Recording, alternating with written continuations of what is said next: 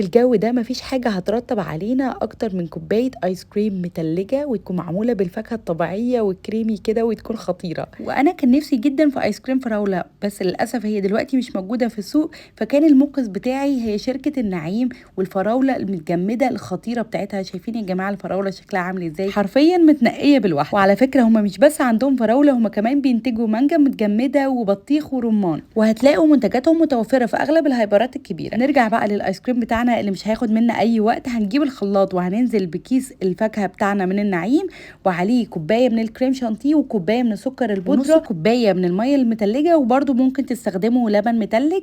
وهتضربوا الكلام ده كله في الخلاط كويس جدا لحد ما يوصل معاكم للقوام ده. لو حسيتوا القوام تقيل زياده عن اللزوم ممكن تزودوا شويه ميه تاني. اهم حاجه القوام ما يكونش متجمد زياده عن اللزوم، وبرده ما يبقاش زي العصير طبعا.